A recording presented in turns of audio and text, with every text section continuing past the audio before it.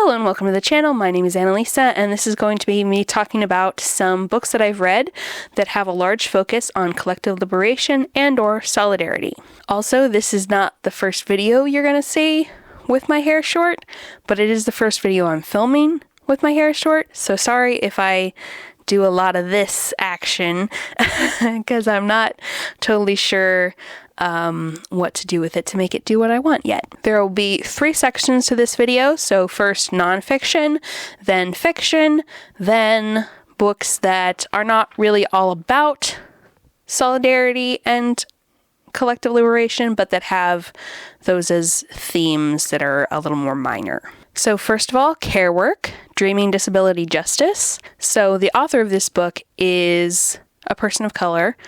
She's also queer and disabled. And so some parts of this are about intersectionality having to do with those 3 things, but they are also a lot about people with different disabilities, but also people in general, queer people coming together for collective liberation and helping each other in whatever ways their abilities allow them to.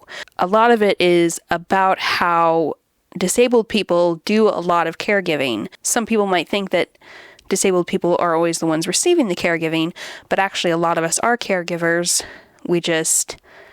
We give care in some areas of our lives and we need care in other areas. And I think that everyone who cares about making a better world for us all should read this book. Number 2 is Genocide Bad by Sim Kern.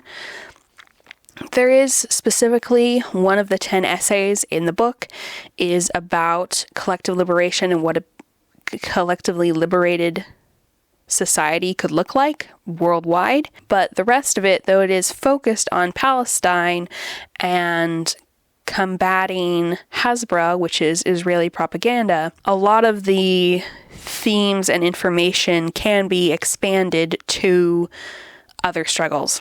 Here's what it looks like, and I picked it up because I wanted to pull an example for you. In a chapter called But Israel is So Diverse, we have this quote. In terms of my political analysis, reading Black's Marxism felt like filling in the last missing piece of a jigsaw puzzle. When you start looking through a Black Marxist lens, world history and U.S. politics start to make a lot more sense. If you only view the world through the lens of class, you'll forever be baffled as to why poor white people in the U.S. vote against their own class interests. Hint, it's because racism. And if you only have a racial understanding of the world but lack a class analysis, then you wind up at neoliberal politics. And you're going to think silly things like the solution to racist policing is to have more Black cops.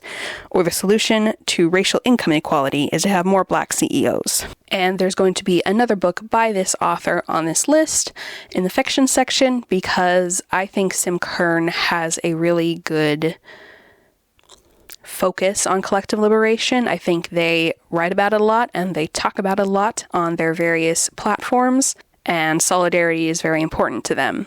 Another nonfiction I want to talk about is Freedom is a Constant Struggle by Angela Davis.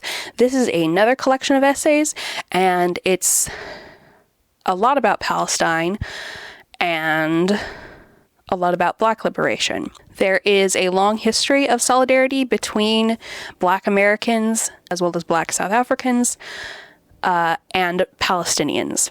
I've also watched some interviews with Angela Davis and I think Gabor Mate where they talked about solidarity and collective liberation. So I think that Angela Davis also has a really good grasp of this idea and focuses on it a lot in her work. Then we have Our Work is Everywhere. This is a art book, sort of. It's illustrations with text sort of weaving around it a lot. Not great for people with low vision, but it's a really beautiful piece of art to look at. And it is all about trans activists and their intersectional identities and showing up for each other, even with struggles that you might not think are related to your own, because they're all related. Now we have the fiction section. First, I want to bring up Sir Callie and the Champions of Helston by Esme Syme-Smith. This one is specifically about how the cis heteropatriarchy oppresses cis men, cis women, non-binary people in various different ways. And it is about a cis man, a cis woman, and a non-binary person teaming up to deal with the corruption in their society. It's also middle grade, and it gave me a lot of Alana the First Adventure vibes, so I really enjoyed that. And I believe there's going to be another one. There might actually already be another one in this series that I need to read. Somewhat similarly, The Spirit Bears Its Teeth, which I think is a YA by the age of the protagonist, is... I would say it's a horror fantasy book. It is about disabled people, cis women, trans men, trans women, all banding together to deal with those who are oppressing all of these groups. It also talks about women who further sexism and misogyny and oppression of other women who are themselves oppressed but have decided to side with the oppressors because they think it'll protect them or give them more power. The main character is an autistic trans man, and the author is also an autistic trans man who is also writing more in other books. I've also read his Hell Followed With Us, but I still need to read the third book that he put out. The Free People's Village by Sim Kern is about a protest movement that is standing against the turning of a low-income neighborhood into a highway. It talks about neoliberalism. It talks about how the Democratic Party will not save us. It talks about all the different people who regularly in the US show up for each other. And also it shows the messiness of organizing and the various things that can break down and the things that need to be handled. When you've got a pretty big group of people that is open to anyone who agrees on the main vision of the organizing group, what that can look like. Despite being a bit of a downer sometimes, and me getting frustrated with some of the central characters sometimes, I think it's really excellently done. Now for the books where solidarity and collective liberation are subjects that are addressed, but not the central theme of the book. One is The Downstairs Girl, which is about a secret agony aunt.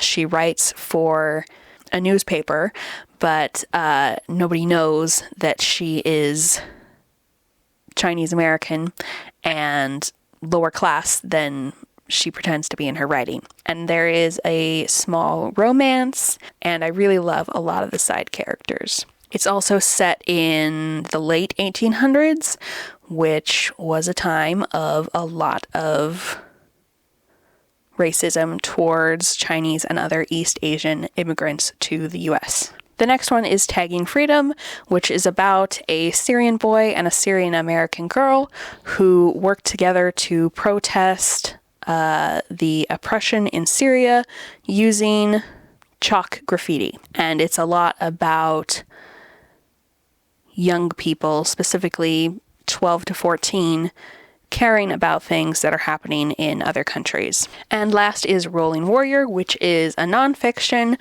about Judy Heumann, who was a pretty famous and influential disability rights activist, especially who had a lot to do with the 504 sit-ins, which was somewhat of a precursor to the Americans with Disability Act. And the part that is particularly about solidarity is this book is where I learned about the Black Panthers bringing food to the disabled activists who were doing the Section 504 sit-ins, which is one of my favorite historical examples of solidarity and the belief in collective liberation.